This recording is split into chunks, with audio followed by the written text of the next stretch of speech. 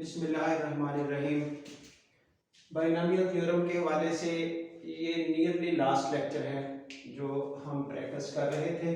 उस last lecture में जो हमारा ये एप्लीकेशन के हवाले से, इससे पहला भी एप्लीकेशन ही थी, ये करंट भी एप्लीकेशन ही है, जिसमें समझाया गया था कि ये जो थ्योरम है बाइनोमियल थ्योरम, उसको हम यूज़ कहाँ कर रहे हैं, सीरीज़ के हवाले से, यानी कि अरिथमेटिक ज्योमेट्रिक, यहाँ कोई और सीरीज काम नहीं आती टू फाइंड द सम, ये बाइनोमियल वाला वहाँ भी हेल्प करता है।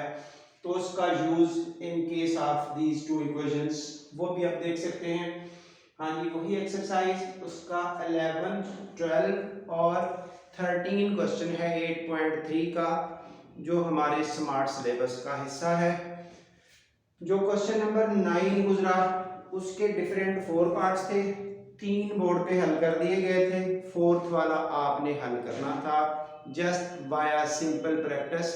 जो बच्चा इतने स्ट्रगल कर रहा है, 3 पार्ट्स बुक्स इससे देख के समझ के काम करता है, चौथा पार्ट आसानी से मैनेजेबल है। सिमिलरली यहाँ पर क्वेश्चन नंबर 11 और 12 आपको हल करके दिए जा रहे हैं विद कंप्लीट डिटेल और आसानी से मैनेजेबल है।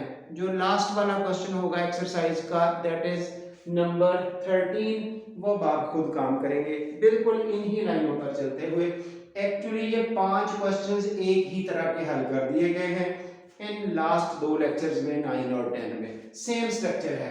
हाँ जी, क्वेश्चन क्या है, अगर y की वैल्यू ये दी हुई है देन प्रूव दैट, ये स्टेटमेंट प्रूव करने के लिए हमें क्वेश्चन पूछा गया, देन प्रूव दिस स्टेटमेंट। अब देखिए पहला step, adding 1 to both sides. बहुत बच्चे हैं जो रट्टा लगाते हैं कि क्वेश्चन नंबर 11, 12 और 13 में हमने दोनों साइड्स पर 1 ऐड करना है। तो क्या रट्टा लगाना ही जरूरी है? थोड़ा सा यूज करें ना, ये देखिए खुद ब खुद पता चल जाएगा कि कहाँ ऐसा करना है, कहाँ ऐसा नहीं करना। जो क्वेश्चन नंबर 9 गुजरा उसमें किसी में हमने 1 नहीं ऐड किया, ठीक है ना, काम सिमिलर था, यानी कि जस्ट इससे पिछला लेक्चर। अब ये एडिंग 1 टू बोथ साइड्स हम हर क्वेश्चन में कर रहे हैं। रीजन उसकी ये है कि जब हमने कंपैरिजन करना है इस सीरीज के साथ, बाइनोमियल के साथ, तो जब उसकी ओपनिंग होनी है, ये रही ओपनिंग जो तकरीबन अब याद हो चुकी है बच्चों को, जो साथ साथ लिख रहे हैं, कोशिश कर रहे हैं। हाँ जी, ओपनिंग के बाद आपको पहली टर्म क्या मिली, 1, ऑलवेज 1। तो यहाँ पर पहली टर्म 1 नहीं है तो वो 1 बनाई जाएगी। जिस जिस क्वेश्चन में वो पहली टर्म ऑलरेडी 1 है, इट्स ओके, हम नहीं ऐड करेंगे, और अगर वो 1 नहीं है तो काम ही नहीं चलेगा। कंपैरिजन कैसे करना है, अंडरस्टूड है कि दो चीजों को पैरेलल हमने कंपेयर करना है, तो उसमें एक डाटा ही मौजूद नहीं है, तो कंपैरिजन काहे का, that's all. So come to the point, adding 1 to both sides. इधर 1 हमारी जरूरत थी ऐड करना, तो इधर हमें बैलेंस करने के लिए ऐड करना पड़ा, तो एक्चुअली क्वेश्चन आपका इस वक्त ये बना। हाँ जी, उसके बाद अगला सेट बिल्कुल सेम कॉपी पेस्टेड जो हम पिछले लेक्चर में कर चुके, बस उसकी डिटेल ही है। ये लीजिए, कंपेयरिंग विद दिस, जब इससे कंपेयर किया तो ये देखिए ये 1 इस 1 से कंपेयर हुआ, इसीलिए तो 1 ऐड किया गया था। अगर वो 1 ना ऐड करते, ओरिजिनल क्वेश्चन को ही लेके चल पड़ते, तो ये किससे कंपेयर होता, बात इतनी सी है। हाँ जी, उसके अगले स्टेप में ये उसी तरह ये nx इस सेकंड टर्म से कंपेयर हो गया, और ये थर्ड टर्म आपकी इस अगली से कंपेयर हो गई। सेम लाइंस पर एक क्वेश्चंस बनाई। इसका स्केयरिंग किस वजह से करते हैं, फॉर इजी कैलकुलेशंस, दोनों तरफ स्केयर किया, ये 2 फैक्टोरियल कैंसिल हुआ और रिमेनिंग ये है। इधर से भी जब ये देखिए 1 into 3 1/9, जब इसका स्क्वायर खोलेंगे, सिंपलीफाई करेंगे, तो आफ्टर कैंसिलेशन आपके पास ये 1/3, इक्वेशन नंबर 2। हाँ जी, 2 डिवाइडेड बाई 3, सेम काम, x स्क्वायर इससे कैंसिल हुआ, एक n भी कैंसिल हो गया। राइट साइड पर 1/3 होना ये था, 1/3 डिवाइडेड बाई 1/9 ये होना था डिवाइड करके। लेकिन जब इस तरह की सेटिंग हो तो फिर नीचे वाला ऊपर आके रेसिप्रोकल बन के मल्टीप्लाई होता है, तो ये लिखा गया। हाँ जी, अब ये इससे कैंसिल हुआ। ये देखिए अब तक मेरे हिसाब से 4 क्वेश्चंस में यही स्टेटमेंट बनी है और बच्चा फिर भी नहीं कर रहा, तो क्या इलाज है? यानी कि वो कर ही नहीं रहा। अगर थोड़ा सा स्टार्ट करे, हाथ हिलाए, बुक सामने रखे, कॉपी सामने रखे, तो ये कोई वजह ही नहीं है कि ये काम ना हो सके।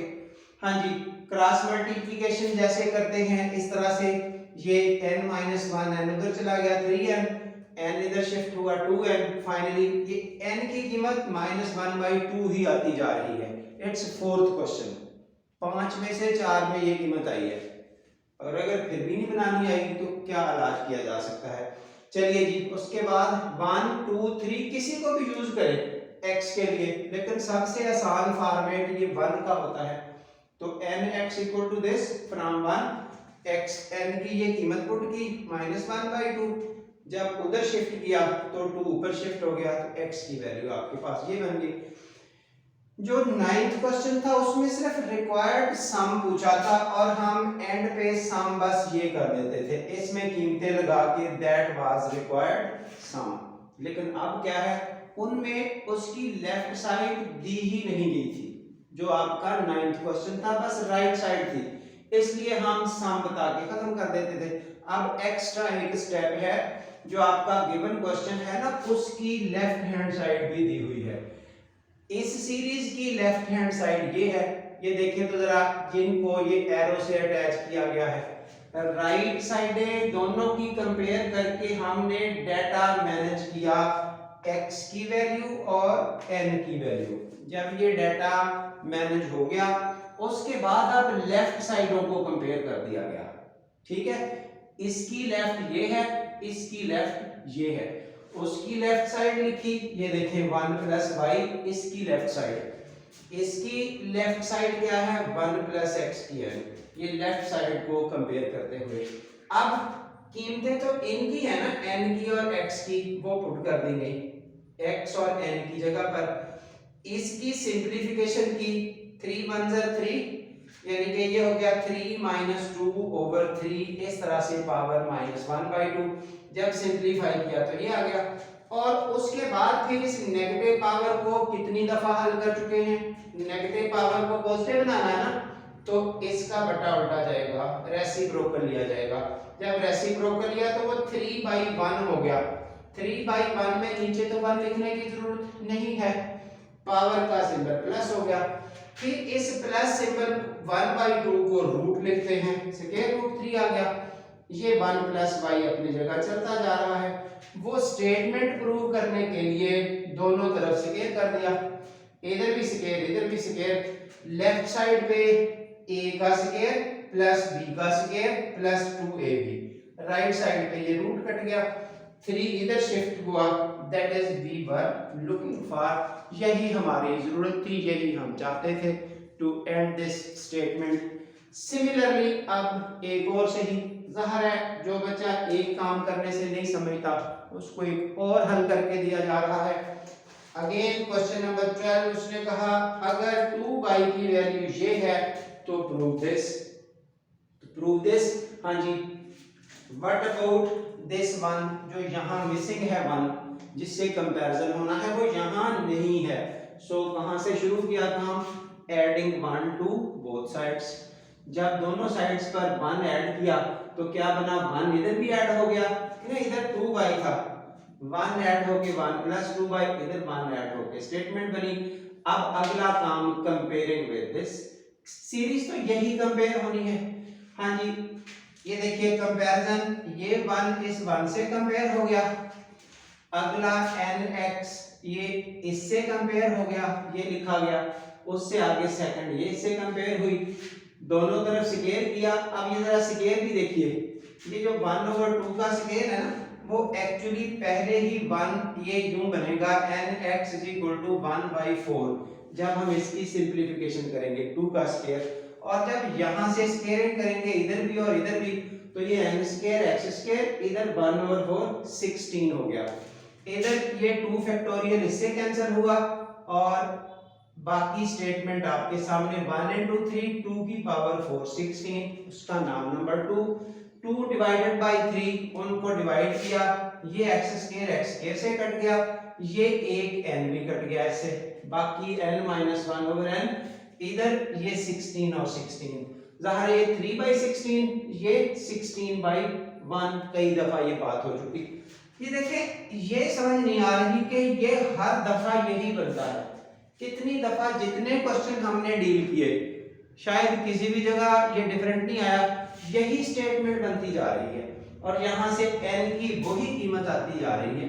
अब कब तक नहीं करोगे आप, आपकी मर्जी है, अगर ये फिर भी नहीं होना चाह रहा, चलिए जी ये n की वैल्यू आ चुकी, अब तो मैं बार बार क्या उसका बताऊं कि किस तरह से ये n की वैल्यू बनी।